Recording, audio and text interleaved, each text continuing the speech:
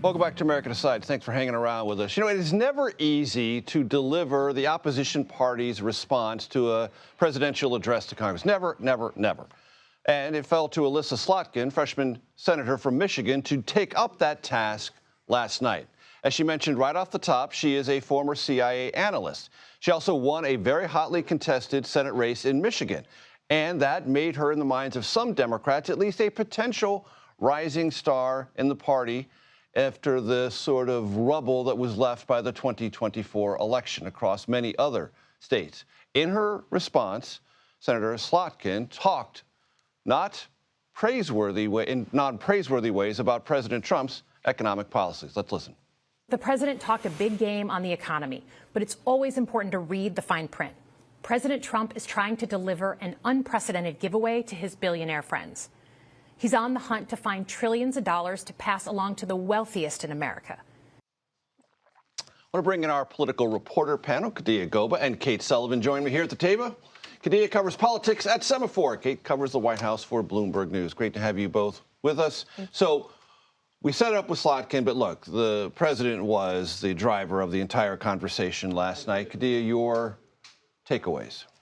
Yeah, I was in the chamber last night. How was it?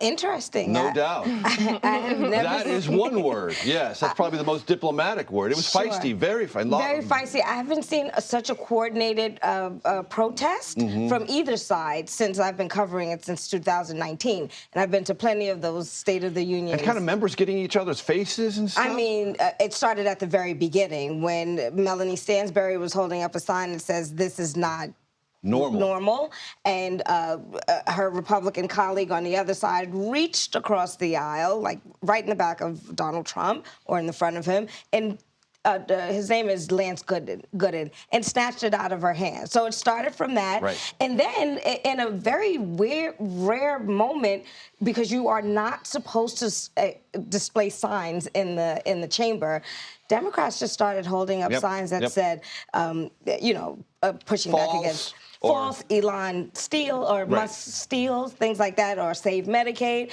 And it was just extremely coordinated. Some people who I would not have expected on the Democratic side to do things like that were front and center. And who could miss Representative Al Green? No one. Who stood up and, essentially said, you do not have a mandate against Medicaid, and was there after escorted out of the chamber. And Kate, that really did set things off on a very raucous start. President Trump kept steamrolling ahead. He didn't acknowledge Congressman Green. Mike Johnson, the Speaker of the House, warned him a couple of times, and then used the powers invested in the Speaker to clear the chamber of disturbances because decorum is called for, and that's what happened. And Al Green said today he had no regrets. That's right. And I think Democrats are really struggling to figure out how best to respond to Trump, and I think you saw that on full display last night.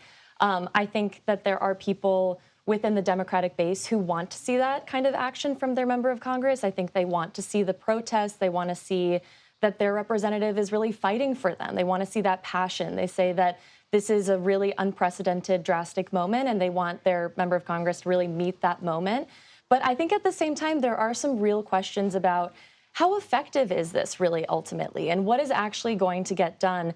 And if you're getting thrown out of the chamber, what now? What comes next? So, Schumer was asked about Al Green the moment today, and he said he essentially deflected answering whether he thought that was a good, which is unsurprising from leadership, right? But he said, the best answer is to organize. So I think you're seeing Democrats really struggle with this push and pull of we want to protest and show our people that we're fighting for them, but also we really want to get things done and we want to have policy enacted, which is really difficult right now with Trump in the White House and the Republicans controlling the House and the Senate. There are two ways of thinking about this. Al Green is not a power broker in the House Democratic Caucus. It's a one-off, and you should set it aside because it's just a one-off, kind of a carnival distraction. At another level, and I want both of your opinions on this, I think there's some connective tissue between Joe Wilson saying to President Obama when he was giving his speech to the joint session, "You lie," screaming that out loud to the President of the United States. That was like the first time a ripple from the floor of the House up to the President ever occurred in modern time. And it shocked everyone because those Republicans, like Joe Wilson, thought there was something transformational going on with the Obama administration, and they were frightened of it, did not like it politically. That's essentially what Al Green was doing as well. Democrats are frightened by the transformation, talked about in that speech by President Trump, emphasized over and over, and they are wanting to find a way to vocalize that fear. What do you think of that? Listen, things are changing.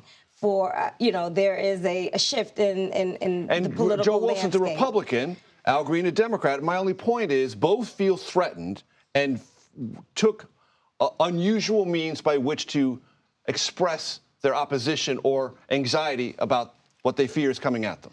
Yeah, I talked to Representative Stutzman, who hasn't been in Congress for many years and then was reelected, and he was, in awe of how different things are from the days of Joe Wilson when that was considered a massively shocking moment. Extremely shocking, and now, there's this massive protest with signage in the House. But I will add that Al Green, he was the first to announce an impeachment resolution way back in the first administration, and now he's the first to do it this time. Leadership does not support this. They understand that this is not the way, and they've actually been vocal about it. I think Slotkin, many Democrats are looking towards Slotkin as the answer.